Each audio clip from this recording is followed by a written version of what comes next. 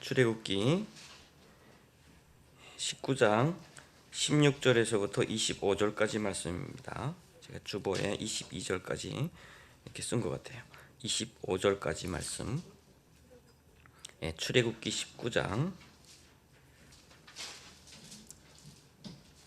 자, 한 절씩 교독 다 같이 읽을까요? 천천히 한번 다 같이 읽겠습니다. 시작. 셋째 날 아침에 우레와 번개와 빽빽한 구름이 산 위에 있고 나팔 소리가 매우 크게 들리니 진중에 있는 모든 백성이 다 떨더라. 모세가 하나님을 맞으려고 백성을 거느리고 진에서 나오매 그들이 산 기슭에 서 있는데 시내산의 연기가 자욱하니 여호와께서 불 가운데서 거기 강림하시시고 그 연기가 온기 가마 연기같이 떠오르고 온 산이 크게 진동하며 나팔 소리가 점점 커질 때에 모세가 말한즉 하나님이 음성으로 대답하시더라. 여호와께서 시내산 곧 그 산 꼭대기에 강림하시고 모세를 그리로 부르시니 모세가 올라가매 여호와께서 모세에게 이르시되 내려가서 백성을 경고하라. 백성이 밀고 들어와 나 여호와에게로 와서 보려고 하다가 많이 죽을까 하노라. 또 여호와께서 가까이 하는 자상들에게 그 몸을 성결히 하게 하라. 나 여호와가 그들을 칠까 하노라. 모세가 여호와께 아뢰되 주께서 우리에게 명령하여 이르시기를 산 주위에 경계를 세워 산을 거룩하게 하라 하셨사온즉 백성이 시내산에 오르지 못하리이다. 여호와께서 그에게 이르시되 가라. 너는 내려가서 아론과 함께 올라오고 제사장들과 백성에게는 경계를 넘어 나 여호와께로 올라오지 못하게 하라. 내가 그들을 칠까 하노라. 모세가 백성에게 내려가서 그들에게 알리니라. 아멘. 자, 오늘은 넘지 말아야 할 경계라고 하는 그런 제목으로 이렇게 은혜를 나누도록 하겠습니다. 지난주에 우리 대한민국을 아주 떠들썩하게 한 그런 사건이 있었습니다. 소연평도 인근에서 아직까지 정확하게 알 수는 없지만 월북인지 아니면 표류했는지 실족에서 표류했는지 그건 알 수 없지만 북한 군인들에 의해서 사살되고 불로 시신을 훼손했어요. 그것으로 인해서 전 세계가 다 경악을 했습니다. 도대체 어떻게 이런 일이 있을 수가 있을까라고 하는 거예요. 어떻게 인간을 혹시 월북했거나 혹시 지금 바다에서 목숨이 위태로운 사람을 총으로 쏘고 거기에 또 불을 지를 수 있을까라고 하는 상식을 넘어서는 거거든요. 사실 국제법을 다 넘어서는 거예요. 우리는 그곳에서 살아왔던 우리는 어찌 보면 그럴 수 있는 나라다라고 생각을 해요. 그럴 수 있는 나라지. 북한은 당연히 그럴 수 있는 나라야. 그런데 그것을 경험해 보지 못하는 인권을 소중히 여기는 그런 국가들과 그런 곳에서 살아가는 사람들에게 있어서는 너무나 놀라운 받아들이기 힘든 그러한 충격적인 결과인 것 같아요. 우리가 살다 보면은 알게 모르게 우리가 배우거나 또는 우리가 경험하거나 또 우리가 실질적으로 체득해서 알게 되는 수많은 경계들이 있어요. 넘지 말아야 할 경계들. 예를 들어서 우리가 뭐 길을 걸을 때 뭐 당연히 우리는 우측 통행을 해야 되고 뭐 운전할 때 중앙선을 넘지 말아야 되고라고 하는 수많은 경계들이 있어요. 그런 것들은 배우고 있어요. 인간 관계도 마찬가지죠. 저 사람에게 해야 될 말이 있고 하지 말아야 될 말이 있어요. 그런 경계들이 다 있습니다. 그것을 어기게 되면 상처 주거나 상처받거나 사고 나거나 목숨이 위태롭거나 또 전쟁이 일어나거나 여러 가지 우리가 이러한 경계들은 법적으로 지정하기도 하고 문화적으로 체득하기도 하고 교육에서 얻어지기도 해요. 그 결과는 뭐죠? 다 사회 안정과 평안을 위해서 그렇다라고 하는 것들이죠. 왜 우리가 인간의 생명을 가장 소중히 여겨야 되느냐라고 하는 거예요. 인간의 생명을 소중히 여기지 않을 때 도대체 어떤 일이 생기느냐. 우리는 역사 속에서 지금까지 그것들을 너무나 많이 경험하면서 지금까지 왔던 것 같습니다. 그럼에도 불구하고 지금까지 그것을 지키지 않는 그러한 국가들 때문에 평화에 큰 도전을 받고 있고 아까운 생명들이 잃고 있고 참 안타까운 일이에요. 저는 그것을 생각하면서 외국에서 온 사람, 그래도 혹시라도 이렇게 했을 때 외국에서 어떤 부담을 느낄까라고 하는 그런 우려까지 하고도 그런 일을 저질렀다면 누가 보지도 않고 누가 말하지도 않는 그런 자국민에게는 얼마나 잔인할까라고 하는 부분이에요. 어떤 분은 너무 감사해야 될 겁니다. 얼마 전에 저쪽 그 38선으로 넘어가려고 하다가 체포된 사람은 정말 감사해야 될 거예요. 그 사람도 넘어갔으면 분명히 그런 처참한 그 학대를 당하거나 목숨을 잃었을 겁니다. 자, 우리가 이 경계에 대해서 생각을 해보면서 뭐 물론 당연히 사회적으로 이런 경계는 있으면 안 된다라고 하는 그런 것도 있긴 있죠. 뭐 남녀 차별이라든가 뭐 그런 것을 가리켜 또 유리천장이라고 하는 것도 있습니다. 보이지는 않지만 뭐 어떤 경계가 있어가지고 넘을 수 없는 편견이 있고 선입견이 있고 그런 경계들은 사실은 끊임없이 없애버려야 되죠. 그래야 조금 더 좋은 삶을 살아갈 수가 있을 것이고 모두에게 균등한 기회가 주어질 수도 있을 것이고요. 그런데 우리는 신앙인으로서 오늘 하나님과의 경계에 대해서 우리 한번 좀 봤으면 좋겠습니다.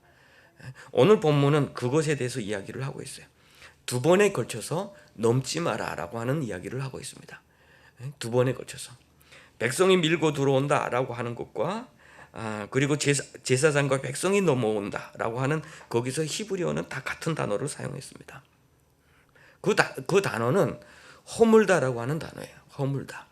하나님과 인간 사이에 있는 그 경계, 그 벽을 인간이 허물다, 허물까봐라고 하는 거죠.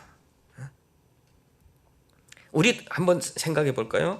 하나님은 이스라엘 백성들을 저 애굽 땅 종되었던 곳에서, 바로의 종되었던 곳에서 인도하여 내셔서 홍해를 가르고 광야를 지나서 시내산에 인도하여 주셨어요. 그리고 모세에게 그랬습니다. 이 백성은 나의 보배로운 백성이 되게 하겠다. 그렇게 하려고 내가 독수리 날개로 보호해서 이곳까지 데려왔다. 거룩한 백성이 되게 할 것이고 제사장 나라가 되게 하겠다. 그럼에도 불구하고 왜 경계를 정하셨느냐? 왜 하나님께서 이렇게 경계를 정하셨을까라고 하는 그런 생각도 해봐야 될 것 같아요. 이 경계는 누가 정했죠? 사실은 인간 스스로가 정한 거예요. 창세기 3장 24절에 보면 인간이 하나님의 말씀을 어기고 이것을 먹으면 죽으리라 라고 했는데 그 말씀을 죽을까 하노라로 해석을 할 때에 결국은 그들 가운데 유혹이 들어오고 그들을 유혹하는 그것을 이기지 못하고 결국은 뭡니까? 선악과를 따먹고 하나님으로부터 범죄해서 그 동산에서 쫓겨났을 때 하나님은 그곳에 그룹들과 불칼들로 그 그룹들을 지키겠어요. 생명나무를 지키겠어요. 결국은 인간과 하나님 사이에는 그룹들과 불칼로 인해서 경계가 만들어졌다라고 하는 거예요. 죄인된 인간은 이제는 하나님께 가고 싶어도 갈 수가 없어요. 왜냐하면 하나님은 죄를 소멸하는 분이시기 때문이에요. 우리가 그냥 호기심에 하나님을 만나려고 그 경계의 섬을 우리가 허물어 버린다. 결국은 하나님으로부터 공격을 받게 된다라고 하는 거예요. 결국은 그 담벽을, 그 높은 담벽을, 그 경계를 허물 수가 없는 겁니다. 마치 남과 북의 이 문명의 차이가 너무 상상할 수가 없어서 그들이 넘어간 사람에게 총격을 가하고 불을 지피듯이 인간의 생각과 하나님의 생각은 완전히 다르고요. 하나님은 그 자체가 의이기 때문에 조그마한 어둠도 용납할 수 없는 그런 하나님이시기 때문에 죄인된 우리가 그 경계를 허물 때 분명히 하나님은 우리를 공격하신다. 하나님의 공의의 심판이 우리에게 오신다라고 하는 거예요. 결국은 하나님께서 경계를 만드신 것은 우리를 위함이에요. 만약에 그 경계를 없었다면 인간은 벌써 죽었을 거예요. 인간이 범죄해서 스스로 무화과나무로 그것을 감췄을 때 하나님은 뭡니까? 다른 동물 하나를 죽여서 그 피의 값으로 그거를 감추시고 결국은 죄악과 하나님 사이의 그 관계, 그 피로 그것을 가로막았다라고 하는 거예요. 오늘 본문 말씀에서 이야기하고 있는 빽빽한 구름 산 위에 있어요. 나팔 소리가 들려요. 여러분 한번 상상해 보세요. 땅이 진동하고 빽빽한 구름과 나팔 소리가 들리고 있어요. 이것은 하나님의 임재를 이야기를 하고 있는 거예요. 하나님의 임재 가운데 뭐예요? 생명나무 주변에는 그룹들과라고 하죠. 그 그룹들이라는 게 천사들이에요. 천사들은 나팔 부는 자들이기도 하죠. 나팔이 불고 있어요. 빽빽한 구름 가운데 하나님이 불 가운데 임재하고 계셔요. 그것은 뭡니까? 우리와 인간 사이에 막혀있던 그 하나님이 우리가 멀리서도 경험할 수 있을 정도로 가까이 임재하고 계신다라고 하는 것을 얘기해요. 산이 울리고 사람들은 그걸 보고 놀라고 있습니다. 20절에 보니까 여호와께서 신의 산 곧 그 산 꼭대기에 강림하시니라고 할 때 이 강림은 우리 한국어로 하나님이 내려오셨다라고 말하기가 조금 그 신성 모독하는 것 같아서 붙인 말이에요. 강림하다라고. 근데 히브리어 말은 그대로 내려오다라고 하는 말이에요. 하나님이 내려오셨다. 20절에 보면 그리고 모세를 부르시니 모세가 올라갔다라고 한다. 여기에 아주 중요한 것이 숨겨져 있어요. 하나님이 내려오시는 분이 아니에요. 하나님은 내려올 수 있는 분이 아니에요. 세상 만물을 지으신 하나님이 인간이 그 창조물, 하나님의 그 창조물 가운데로 내려오셨다라고. 왜요? 우리에게 하셨던 말씀 때문이에요. 너희들은 나의 보배로운 백성이 되게 하겠다. 너희들은 거룩한 백성이 되게 하겠다. 너희는 제사장 나라가 되게 하겠다. 그 말씀을 이루시기 위해서 하나님께서 스스로 낮추시는 시간이에요. 그리고 뭐예요? 모세를 불러서 올라오는 시간이에요. 결국은 하나님이 낮추시고 인간을 올리시는, 인간을 높이시는 그런 시간이었다. 너무 놀라운 역사의 순간이에요. 너무 놀라운 순간이에요. 이곳에 대해서 모세가 신명기에서 그래요. 불 가운데서 말씀하시는 그 말씀을 듣고 살아남은 민족이 어디 있느냐? 살아남은 국민이 어디 있느냐라고. 하나님께서 이렇게 낮추시는 그 순간에, 이렇게 불 가운데서 임재하는 순간에 그 가운데서 말씀하시는 그 말씀을 듣고 살아남은 국민이 과연 어디 있겠느냐? 너희들은 얼마나 사랑받은 존재냐라고 하는 거예요. 여러분, 오늘 본문에서 우리가 그냥 지나가면서 읽으면 하나님은 왜 이렇게 먼 거리를 두셨을까 할 수 있지만, 우리의 죄악된 우리의 모습을 생각을 하고 하나님의 그 내려오심, 하나님의 그 스스로 낮추심을 생각을 하면 우리는 감사 안 하면 안 돼요. 찬양 안 하면 안 된다라고 하는 거예요. 우리 스스로는 허물 수 없는 그 장벽을, 그 경계를 하나님이 지금 허물고 계신다라고 하는 거예요. 그런데 그럼에도 불구하고 인간에게는 그것을 넘어갈 수 있는 길이 제한되어 있어요. 하나님은 오직 모세를 부르셔서 모세를 올라오게 하셨어요. 그리고 모세를 통해서 말씀을 하시기를 원하셨습니다. 왜냐하면 다른 모든 사람들은 아직까지 주님을 만날 수 있는 그러한 준비가 되지를 않았습니다. 그들이 방심하고 그 경계를 넘는 순간 하나님의 공의가 그들에게 진노하기 때문에 그들이 멸망할까 하나님께서 근심하셨던 거예요. 오늘 한번 본문 자세히 보면요, 우리 하나님이 마치 잔소리 많은 어머니 같다라고 하는 것을 볼 수가 있어요. 왜냐하면 모세는 이미 그 전 말씀에서 경계를 정하고 너희들 짐승이든지 절대로 올라오지 말라 그러면 때려 죽이리라 분명히 경고했기 때문에 모세가 올라갔을 때 하나님이 말씀하시니까 안 올라올 거예요. 이미 말씀하셨잖아요. 그래서 내가 분명히 이야기를 했어요. 이렇게 이야기했어요. 근데 하나님이 가라 그래. 또 가라. 여기서 히브리어로 보면 제삼 당부하는, 간곡히 당부하는 어조로 가라. 가서 이 경계의 손을 넘지 말라고 해라. 모세가 또 다시 내려왔습니다. 그 두 번 길을 할 정도로 하나님은 우리에게 말씀하신 그 허물지 말라라고 하는 단어, 우리가 좀 기억해야 될 단어예요. 우리가 스스로 하나님께 나갈 수 있는 길을 만들려고 하지 말라. 우리의 선행으로, 우리의 우위로, 우리는 우리 지식으로, 우리의 능력으로, 우리의 스펙으로 하나님께 나갈 길을 만들지 말라. 세상은 우리에게 계속해서 이야기를 해주고 있어요. 인간 중심의 사회가 아니냐. 너희들 스스로 노력하고 너희들 스스로 길을 개척하고 그래서 너희들 스스로가 너희의 행복을 추구해라 라고 하는 거죠. 그런데 하나님은 제삼 당부하고 있는 거예요. 생명을 얻는 길에 너희 스스로가 그것을 허물 수가 없다. 우리가 오늘 교동문에서 읽었던 것처럼 기다려라고 하는 거예요. 참고 기다려라. 인간은 오늘 우리에게 말씀하시는 것은 뭐냐면 너희들은 성결해라라고 하는 거예요. 너희들 성결해라. 그리고 기다리라라고 하는 거예요. 우리 스스로 할 수 있는 것은 그거예요. 우리를 돌아보고 우리가 조금 어떤 문제가 있는지를 한번 살펴보고 우리가 할 수 있는 거 그것뿐이에요. 그렇지만 하나님과 인간 사이에 놓여있는 그 담을 허물 수 있는 능력은 우리에게 없다라고 하는 것이죠.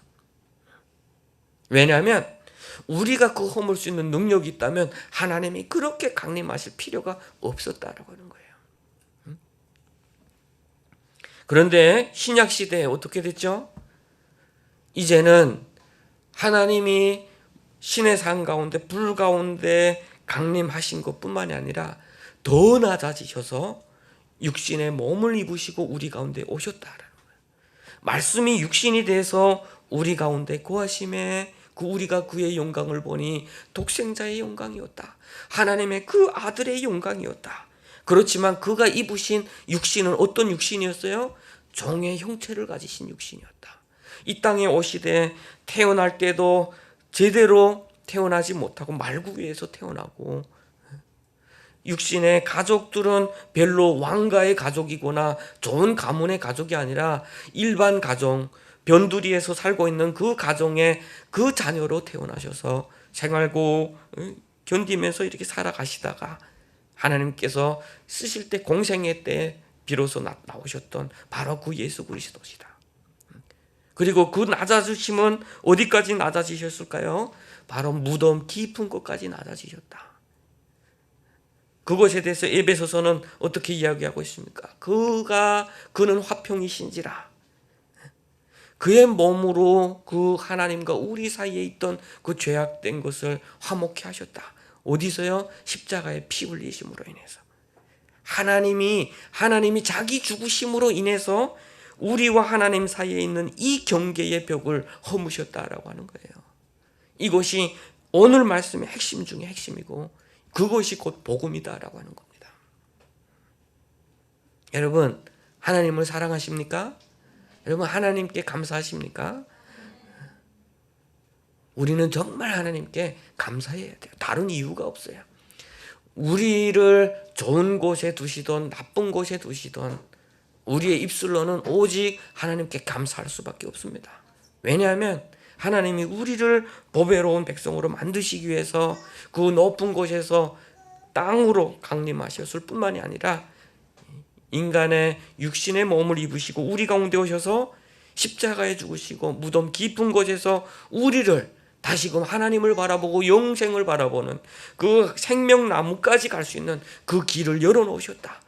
그것은 이 하나님의 피, 예수 그리스도의 피로 열어놓으신 그 길이다라고 하는 거예요.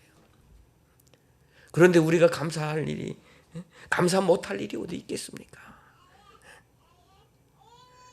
그래서 감사하는 자는 그 은혜를 아는 자입니다. 감사하는 자는 그래서 능력이 있는 것입니다. 바울과 실라가 감옥에 갇혀서도 하나님을 찬송하고 감사할 때에 하나님께서 놀라운 역사를 이루셨던 것처럼 우리도 삶의 깊은 자리에서 삶의 내 뜻대로 안 되는 것 같은 그러한 고독 가운데서 내가 다른 사람으로 버림받았던 것 같은 그런 인정받지 못하는 것 같은 그러한 곳에서도 주님께 먼저 주님께 감사하면 하나님께서 우리를 치유해 주시고 우리를 회복시켜 주실 줄로 믿습니다. 모세를 올라오라고 부르셨던 그 하나님, 우리를 다시 그 낮은 곳에서 불러 올리실 줄로 믿습니다. 자, 그러면 주님께서 오셨으니까요. 이제는 주님께서 말씀의 육신이 돼서 오셨으니까 우리는 그 경계가 허물어졌으니까 우리는 막 해도 될까요, 여러분? 함부로 해도 될까요? 자, 오늘 말씀에 넘지 말아야 될 경계가 있어요. 하나님과 나 사이에도 있어요. 하나님과 나 사이에도 있어요. 너무 지나치게 예수 그리스도의 사랑, 예수 그리스도의 은혜를 강조하면서 사람들이 입맛에 맞게 너무 복음을 요리하려고 하고 있는 것 같아요. 그러다 보니까 편하게 믿으려고 하고 하나님은 이런 분이시라고 하면서 말씀을 자기에 맞는 대로 만들어 가려고 하고 하는 경우가 많아요. 지금은 이 시대는 그런 시대가 아니니까, 과거에 그런 시대가 아니니까 말씀을 해석해서 이 시대에 맞게 끊임없이 만들어 가려고 하는 경우가 많이 있더라라고 하는 거예요. 여러분, 역사는 바뀌어도 말씀의 본질은 바뀌지 않습니다. 역사는 바뀌어도 아무리 바뀌어도 우리의 죄가 갑자기 없어지는 것도 아닙니다. 다만 예수님의 피 때문에, 예수님의 보혈 때문에 우리 하나님이 그것 때문에 우리의 죄를 안 보시겠다라고 하는 것이지 갑자기 의인이 된 것이 아니라는 거예요. 죄가 없는 게 아니라는 거예요. 예수 믿었기 때문에 나는 떳떳하다는 게 아니라는 거예요. 이제부터는 다른 죄인을 판단하고 정죄하고 그럴 자격이 있는 존재가 아니라는 거예요.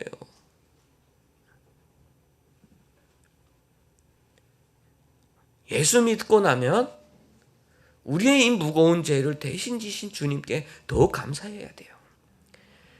그렇게 하지 못한 사람들을 긍휼히 여겨야 돼요. 우리에게는 판단할 수 있는 그러한 권한을 하나님이 주시지 않았습니다.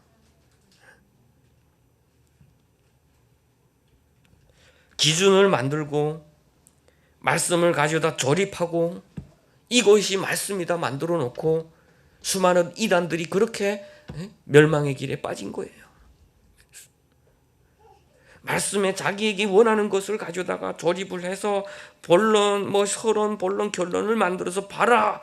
그러니까 내가 하나님이다라고 하면서 여러분 그런 집단 시스템에 빠지면 이상한 현상이 많이 생겨요. 1998년 10월 28일이라는 여러분 이야기 들어보셨습니까? 예수님이 오신다. 어느 목사님한테 그런 꿈에 그렇게 보여주신 거예요. 그러니까 사람들이 모이기 시작했어요. 예수님이 모인다. 그날이면 무조건 모인다. 집 팔고 땅 팔고 다 팔아라. 그리고 복음 전하라. 이웃에게 전하라. 예수님 오신다. 수많은 사람들이 그렇게 믿었어요. 수많은 사람들이. 그런데요, 그렇게 믿기 시작을 하면, 그렇게 광분하게 되면 한두 사람에게만 그런 게 보이는 게 아니에요. 할머니에게도 꿈에 보이고 새색시에게도 꿈에 보인대요. 예수님이 오신다고 음성으로 들려주시는 거예요, 꿈에. 그러니까 더 믿는 거예요. 효과가 더 플러스가 되는 거예요, 그렇게 되면. 여러분, 다단계의 효과가 그런 거죠, 여러분. 내가 돈 벌었어요. 여기서 돈 벌었어요 하니까 그 다음부터 수많은 사람들이 왁 들어왔다가 결국은 그렇게 다 돈 벌 수가 없지 않습니까, 여러분? 그것처럼 이단들은 그런 거예요. 잘못된 데 빠지게 되면 다 나도 꿈에 받았어요. 나도 말씀 귀에 들렸어요. 그래서 그날 저녁에 그 TV에 보니까 경찰들이 새까맣게 모였는데 그 아파트에 아이들 데리고 흰 옷 입고 가득 메였어요. 그 아파트에. 하나님이 부르신다고 밤 12시에 온다고 찬양 부르면서 난리도 안 했어요. 기자들이 동원되고 아마 역대급 사건이죠. 그다음 어떤 분들은 교회 다니다가 정상적인 교회 나오다가 믿음이 바로 서 있지 않으니까 거기에 빨려가지고 거기 간 거예요. 그렇게 말씀의 경계를 허물어서 자기절로 스스로 이렇게 막 한 것에 대해서 베드로는 이야기를 하고 있죠. 스스로 멸망에 이르렀다. 스스로 그렇게 성경을 마음대로 해석하다가 덜지도 말고 도하지도 말아라. 그대로 믿어라라고 하는 거예요. 오늘 본문 말씀을 보면 예수님께서 오셨으니까 이루었다. 그것도 중요하지만 우리가 깨달아야 될 부분이 있어요. 우리는 하나님께서 만들어 놓으신 그 말씀 이외의 것을 추구하지 않는다. 하나님께서 우리에게 이미 만들어 놓으신 것을 그 이상의 것을 추구하지 않는다. 왜냐하면 하나님은 지금까지 역사마다 시대마다 그 필요한 시대에 주시는 말씀을 선지자들을 통해서 말씀하셨고 마지막에는 예수 그리스도를 보내셔서 그 모든 것을 완성하셨어요. 이제 말씀이 더 필요하다고 하는 자는 하나님의 구원이 완전하지 않다고 선포하는 자나 같은 거예요. 결국은 그것은 뭡니까? 그 경계를 허무는 거예요. 그 경계를 허무는 거예요. 하나님으로부터 저주받을 자다라고 하는 거예요. 오늘 본문 말씀에서 우리가 깨달아야 될 것이 있습니다.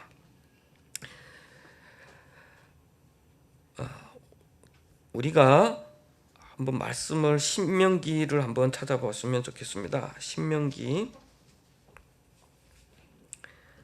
5장 오늘 본문 말씀에 대해서 하시는 말씀입니다. 28절 29절 한번 찾아보겠습니다. 신명기 5장 28절 29절 한번 찾았으면 다 같이 큰 소리로 읽도록 하겠습니다. 시작. 여호와께서 너희가 내게 말할 때에 너희가 말하는 소리를 들으신지라. 여호와께서 내게 이르시되 이 백성이 내게 말하는 그 말소리를 내가 들은즉 그 말이 다 옳도다.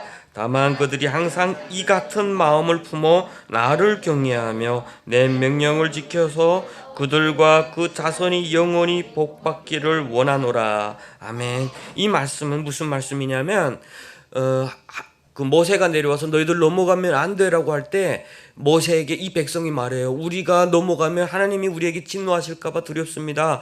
당신이 올라가서 대신 말씀을 받아서 우리에게 말씀을 주시면 우리가 다 행하겠습니다. 다 순종하겠습니다. 여러분. 그때 하나님께서 하신 말씀이에요. 그래, 그 말이 맞아. 너희가 이 마음을 품어 나를 경외하라고 하는 거예요. 하나님의 말씀을 이렇게 두렵게 생각을 하고 이렇게 순종하겠다고 생각을 하라는 거, 이것이 핵심이다라는 거예요. 그러면 너희가 복을 받을 것이고 너희 자손들이 복을 받을 것이다 라고 하는 거예요.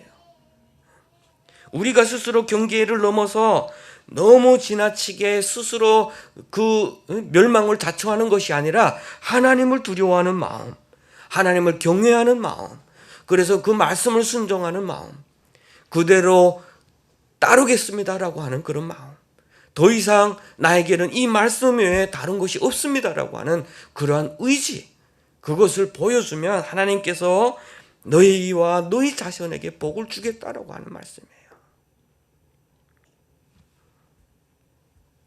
우리도 이 말씀에 순종하는 저희 여러분들이 됐으면 좋겠습니다.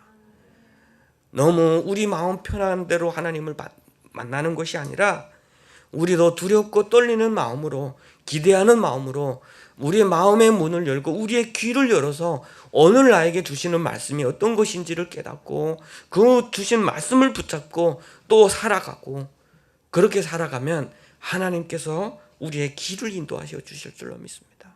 지금은 너무 캄캄한 시대예요. 너무 캄캄한 시대예요. 무엇이 진짜인지도 모르는 시대예요. 여러분, 사람이 가서 총에 맞고 죽고 불의의 시신이 됐는데 일부 언론사에서는 그 개인사를 까봤겠어요. 이혼했어. 돈 수천만 원 빚졌어. 언론사가 공평하고 정의롭고 바른 것을 이야기해야 되는 언론사가 이미 정부를 대변해서 이 사람은 나쁜 짓 하고 간 것 같네라고 이야기를 하고 있다는 거예요. 정부의 이불 역할을 하는 그런 언론사들은 또 얼마나 많습니까? 우리가 거기 귀두리고 이놈 죽을만 했네 이렇게 이야기할까요? 깨어 있어야 돼요. 깨어 있어야 돼요. 하나님 말씀 밖의 거는 모두 다 어둠이에요. 모두 어둠이에요. 오직 말씀이 내 발의 길이 되고 등이 되고 길이 될 때 우리는 진정으로 하나님께서 원하시는 그 길을 갈 수가 있다라고 하는 것입니다. 여러분, 이 시대에 길이 없다고 원망하지 마세요. 빛이 없다고 원망하지 마세요. 이미 말씀하셨어요. 오늘도 말씀하고 계세요. 우리 귀가 닫히고 우리 눈이 멀었기 때문이에요. 마음이 힘들고 외로울 때, 길이 없다고 생각할 때 우리는 주님 앞에 나와야 돼요. 주님 앞에 무릎 꿇고 주님께 답을 찾는 저 여러분 되시기를 바랍니다. 그 시간이 어느 정도 걸릴지도 몰라요. 하나님이 왜 나한테 이럴 때 답변을 주셔야 되는데 하나님이 왜 침묵하시지? 여러분, 침묵도 응답이라고 하는 것을 여러분 기억하시기를 바랍니다. 침묵하실 때는 분명히 그 자체가 응답이에요. 그 하나님과 우리를 사랑하시는 하나님, 우리를 이미 보배로운 백성으로 여기시는 하나님, 그래서 독수리 날개 밑에서 보호하시는 하나님, 그 하나님을 신뢰하면서 말씀하실 때나 침묵하실 때나 우리가 아파서 신음할 때나 찬양할 만할 때나 늘 감사하고 그분을 신뢰하는 저와 여러분 되시기를 주님의 이름으로 축복합니다. 그럴 때 우리에게 하나님께서 복을 주시고 우리의 자손들을 인도하여 주실 줄 믿습니다.